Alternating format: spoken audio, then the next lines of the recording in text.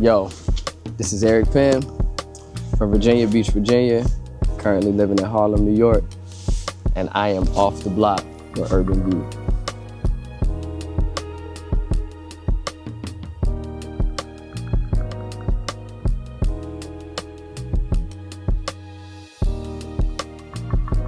What is going on, everybody? This is Josh Bryant from Urban View, and we are off the block, this time with the one, the only, Virginia's finest, Mr. Eric Penn. How you doing, sir? I'm doing great, man. I appreciate you having me, dog.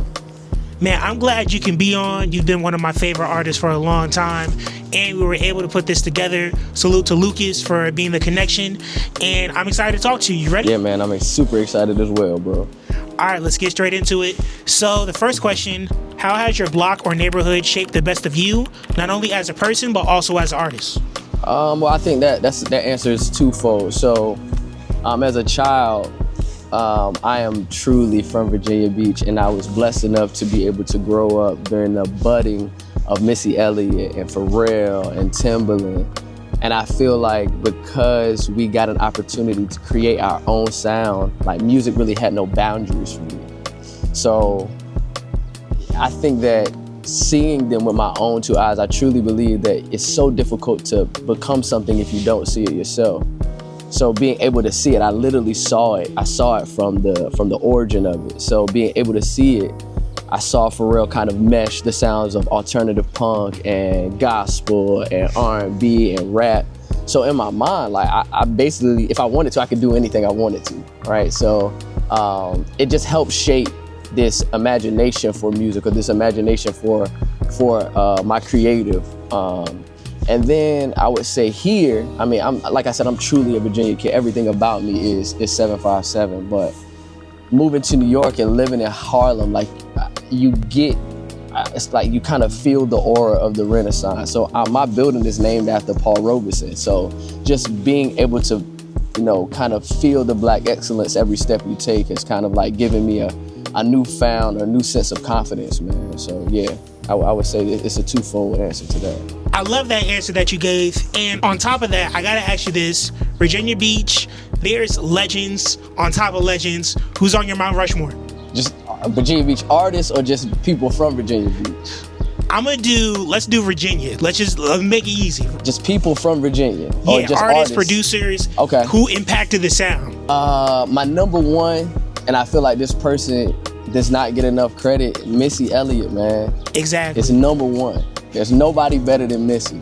If you do not understand that, go do some research, man. She's one of the greatest writers. She's one of the greatest producers. She's one of the greatest artists. Like, she trailblazed everything. Like, as far as the creative for videos, treatments, like everything that she did. The uniqueness of her cadence, like everybody borrows from Missy, whether you know it or not. So you're borrowing from Missy. She's number one on my Mount Rushmore. Then we got to go with Pharrell. Pharrell's as far as fashion and music, man. That dude is just, I am birthed from him. Like, I think that when I was a kid, I never forget. In the Change Clothes video, he had on the Princess Anne varsity jacket, and I was like, wow, like that was the first time I saw like something so significant from Virginia Beach. Just the way he dressed, like it just represent our culture so much. So Pharrell, Salute to the legend. Correct, gotta be number two. Timbo, of course.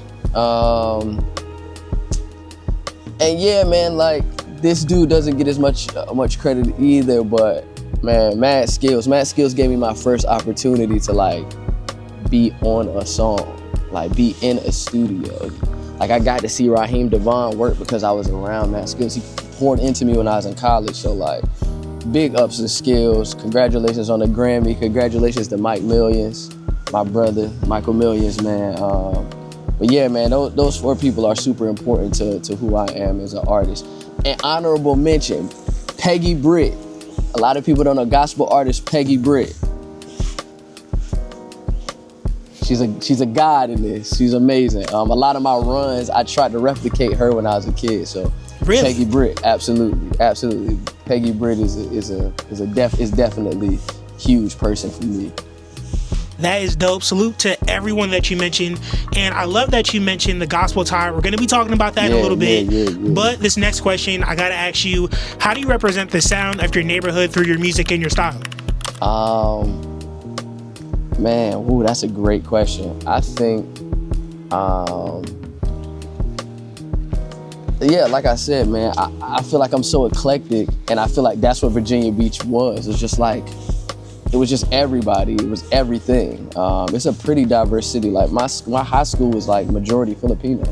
So really? Yeah. So like it's a military city, right? Norfolk having such a big military base, I got to experience so many different cultures while I was in Virginia Beach. And then like Harlem, man. Harlem is just oozes this confidence, man. Like I get to see little kids like walking around with Macaj jackets on. And just like you just gotta have a certain air of confidence when you walk to Harlem. So I think that like making music here, like being able to make music in the city, it like I said before, it just gives me this certain like, I wouldn't say, I'll go ahead and say like this cockiness that I can just do. I can do it. I can make it. Louis Armstrong walked these streets. Like as you said, Maya Angelou walked these streets, man. So like it's a high bar. So I want to make sure that I represent the people that came before me very well. That's definitely what's up. And quick note, you did mention her name. What we're shooting at right now, for those who don't know, this is the brownstone where Maya Angelou used to live while she was in New York. Again, it takes some time to find these places, but when you do, you definitely have to show love and honor to the legends that came before us. So definitely salute to Maya Angelou. Absolutely. And all the other legends that came during the Renaissance and the legends that are on the come up right now. But now we got to go back to something you talked about a little bit earlier. Obviously, gospel. We know you do have roots in the church, especially COGIC. Those who know. But it's true. Those who know. And with gospel being a foundation for you, and then you also being surrounded by other genres like R&B and soul, what's it been like balancing the best of both worlds, staying true to your values without ever compromising the quality or honesty of your sound? Yeah, I mean, I think that integrity is extremely important for me as a musician. So I'm a church kid, man. I'm a church baby, man. As you said, Church of God in Christ, man, that's where the greatest are cut from that cloth. Shout out to Clark. So just Jay Moss, everybody, man. So like when I was a kid, I just got to witness so many like amazing musicians. It's like that could do what I dreamed to do in their sleep. Like just being able to hear the chord progressions I would hear just like as a child, it's just crazy, man. So having that influence, especially as a young age, has helped me be able to pull from so much. And as you said, man, like I'm not gonna make music if I can't stand doing it. Like there's no way I'll ever do that. I mean, I have 2 daughters, and my main focus is, it always will be, if my daughters were to hear my music, could they say, oh, that sounds like my dad, right? No matter what genre it's in or what concept or topic it's about, it should always be me, right? And of course we grow and we expand as artists, we expand as people, but I gotta make sure that I'm not misrepresenting anything that my mom is, that my father is, that my grandparents are, that my friends are. So yeah, man, I gotta make sure that the integrity of my music represents the integrity of my character as well. I really love the thought process behind that. And like you said, as a fellow church kid, COGIC, even just black church culture. Yeah. The best singers, the best musicians. Absolutely. Even public speaking too, because that's where a lot of us get our start with those Easter speeches. Correct. Right? Correct. Like so many of the best get their start from there. Correct, man. Sometimes you don't even know. Exactly. You don't even know that you're about to go up here and give a sermon. You just gotta go. Like you may find out 5 minutes. 5 minutes before you got to get in the pulpit. So, yeah, man, I'm so blessed now as I learn to like be a little bit more introspective and self-reflect on what church gave me. I'm so extremely blessed that I had the opportunity to experience it when I did. And I gotta ask you this before I even go to the next question. Yeah. It's been a discourse online. Obviously, the old cut of R&B and soul singers, they came from the church. But this new generation, they're not really coming from the church. Yeah. They're coming from all these different type of avenues, which is still good. But some people are saying it's not the same. What are your thoughts on that? It's not. And I've said this before, but like music is a feeling. It's a feeling first. And I think that these kids technically are better than sonically and technically they are better than anything we've ever heard. But what I feel like is that it lacks identity and soul and feeling. Like Case wasn't the best singer. Cisco was not the best singer. But like at the end of I'm Missing You, Case is literally saying, I can't sing no more. He's saying that because he's like letting it all go. Right? And I think that that's what we're missing, like the ability to just let it all hang out and just fully put your all into the music. I feel like these kids are talent-wise, and I feel like that's across all facets. Sports, music, everything. The talent is above and beyond anything what we've ever seen. But I feel like we lack feeling and a soul. Right? You know, I think that's what the difference is. And that ties directly into my next question. When someone presses play to hear your music for the first time, what do you want them to walk away with? That. The feeling of it, the words, the integrity, like everything that we've discussed, man. I don't release a lot of music because it takes time. It really takes time for me to think about what I want to say or how I want to approach this. Like, I don't think that anything is by coincidence. Like everything that I say is intentional. Every pronoun, every verb that I put into a word into a song. Like it may be times where like I have to go back and change an and to an or, because that's how intentional I need to be about who and what I'm representing every single day. So you're gonna hear the depth in my music every single time, or at least that's what I hope you take from it. That's the goal. And you can definitely hear that. And like you said, being intentional about the music that you put out, we've seen it across your music so far, but it's really highlighted and showcased on another level with your latest project, American Fairytale. I mean, this one had everyone buzzing about it, especially with the level that you reached, not only vocally, but with the songwriting, with the production as well. With songs like American Fairytale, Disillusioned, Ignorance is Bliss, and so many others, you were really open about pulling from your own life experiences and also about what's been going on in the world today. Yeah. So for you, how did you give yourself permission to be that raw and honest? And also on top of that, with everything happening in the world, what helps you keep your hope and faith even if the American dream feels like a fairy tale?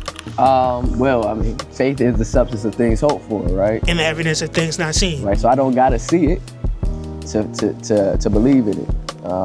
That's the whole point of it. That's the literal point of faith. So as long as I have it, you know, I know that these things will happen. It doesn't necessarily have to happen for me. It may not even happen in my children's generation, right? But the goal of faith is to continue to believe.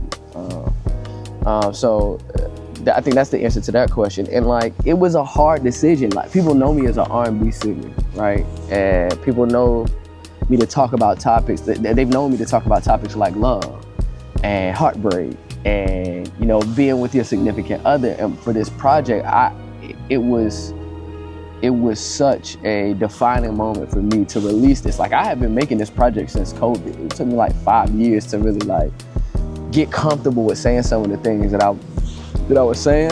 But it was such a cathartic experience. Like, it was a release for me. And now that I've done that and released that side of me, I feel like the possibilities are endless. Like, I'm rapping on that project. On Compartmentalize, I'm literally rapping. So, I mean, you know, as I said, you know, when I was a kid, I got the opportunity to feel like I can do anything. And I feel like this project was the first time where I let myself literally tap into every part of my musicianship. and the songwriting, man, like I think that's what I'm the most proud of. I'm really talking my shit on that project. So yeah, man, I'm super appreciative of God giving me the ability to think that way. Like, it's not me. I'll never take full credit for that. I'm just a vessel, number one. And you know, I'm actually proud of myself for having a like stick-to-itiveness to just keep doing it, even when I was like, maybe people won't respond the right way to this, but you know, I feel like it was the next step up for me in my musicianship. And you can definitely tell that, again, I was a fan of the original before the deluxe came out, but then when the deluxe came out as well, it just tied off that chapter for you perfectly. Thank you, bro. Appreciate and again, you are killing it for sure. I'm excited about all the other music you got on the way, because for those who don't know, recently you did the final American Fairytale experience at 24 New York. That was an amazing time. And not only did you give us a little bit of the music from American Fairytale, you went back into your archives and you gave us some new music as well. How is it when you're performing in front of an audience, getting involved with them and seeing their reactions for the first time? I feel like the hardest part is creating it. The easy part is performing for me. Now, I, you know, as we continue to grow and continue to develop how we want the show to look, you know, I continue to improve my performance skills. But like, I love performing, man. When I was a kid, I was in theater. As you said, when I'm a COGIC kid, so like, bro, I was singing "Now Behold the Lamb," you know, wishing on Jesus, everything since I was 5 years old, bro. You know, Kirk Franklin and fam, like I got John P. Key, like since I was a little one. So I've always had that part of me. I really enjoy performing. I don't get stressed out about performing. That's the easy. Like once the music is done and I feel prepared enough to be on stage, that's easy, man. I feel like it's a giving and taking experience. I'm supposed to give so the fans can take something from it, or the people that come to see me, they're supposed to take something from it. I want you to leave like, wow, like this dude he a little different. So yeah, man, performing part is just, I think it comes really naturally to me. It definitely did, because again, seeing you in the crowd, you were interacting, you were hitting all these different notes. The band was crazy. To salute to everyone who was playing. Yeah. It was just a really dope experience. And before I get to the new music, again, we did talk about it a little bit earlier, but Virginia, when we talk about strictly R&B, I mean D'Angelo, the late great, R.I.P. to the legend, Chris Brown, Trey Songz, and others. Do you feel like y'all as a region get the credit that you deserve? And what is it about Virginia that keeps producing such amazing R&B soul artists? When you talk about my Mount Rushmore, I don't even put D'Angelo, he's his own being. I can't even put him on a mountain with anybody else. Because I think that he is, as a church kid, he's literally everything that we are trying to be. I think that's like the North Star for me, at least. He's his own separate being when it comes to everything. So I don't count D'Angelo with anybody. He's just off by himself. I think that like Pharrell had a whole festival. It's just something in the water, man. It's just literally something in the water. And I think that because we're not defined by anything, like we're right in the middle of everything, so we get an experience of the North and their sound and experience from the South, that we kind of get to like have this amalgamation of both. Right? There's no like borders about like what is right or what's wrong. We just get to do whatever. So you can have a person like D'Angelo with these extremely jazz and church influenced chord progressions where you have never heard anything like that before. And then you get this like dance sensation, this person who can do everything from Tappahannock, Virginia, and Chris Brown. And then you can get Pharrell, who is doing pop, R&B, like he's doing everything in Virginia Beach. And then you get Missy, who's like literally trailblazing what an artist looks like as a woman, who doesn't look like every other woman, and Missy coming from Chesapeake. And then you get Pharrell, who's like recording his spoon hitting the table and putting that in a beat, or a baby crying, coming from Chesapeake as well. So I think that like it's just something that we have, man. It's just, you can't really put your finger on it, bro. Like it's I just think that it's like Pharrell said, it's just something in the water. I'm with that for sure. And now it's finally that time. Like I just talked about, at your last show in New York, you previewed some new music and you gave us an exclusive that you got something special on the way in 2026. What can fans be expecting from you with that? Can you give us a little bit of an exclusive? What can they be expecting? I don't want to say too much because we're about to start, but I will say this: buckle up, relax, indulge, drift, and escape. That's what I will say. The music, I think this is the best that I have ever been as far as like recording. It's a concept album. It's strong, man. It's strong. It's relatable. I think that it's the R&B that I've always wanted to create. And I'm so excited for people to experience the rollout. We're gonna do something a little different.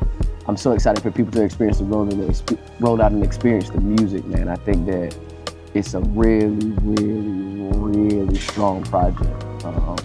And I'm really excited to hear what people think about it. And that's all you got to say for sure. Look, I heard a little bit of it. I understand why. When it releases, y'all are going to understand the rest, all right? But last question I got to ask you, as the author of your own story, what would the title be of your next chapter and why should fans be excited?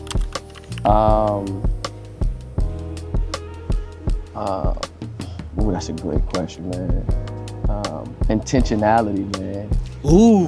Intentionality, I think for the first time, I have enough confidence to be intentional. I think a lot of times people aren't intentional because they're afraid of what could happen. People aren't usually afraid of failure, they're scared of success. And I think for the first time, I'm not afraid of that. Like, I'm owning up to what I think I'm supposed to be doing. I'm owning up to the gift that God has given me, and I'm going full-fledged into that. Like, I'm going for broke. So intentionality is definitely my next phase. Yes, sir, and we are excited for it. Eric, you already know, man, thank you so much for pulling up and showing love. Truly appreciate it, and I'm looking forward to what you got in store. But before you get out of here, any final things you want to say to the fans before you head out? Man, just be on the lookout. We got some heat coming. I'm so excited for y'all to hear it. But yeah, man, be on the lookout for some very, very new music. And I hope that you all enjoy it. Thank you, Josh. Urban View, it's been a pleasure, man. Yo, it's Eric Penn. Thank you to Urban View. You can catch me at Eric Penn _ on all social media. Check out the music. And as I said before, we got something really, really special on the way. Thank you for everybody that's been listening. Peace.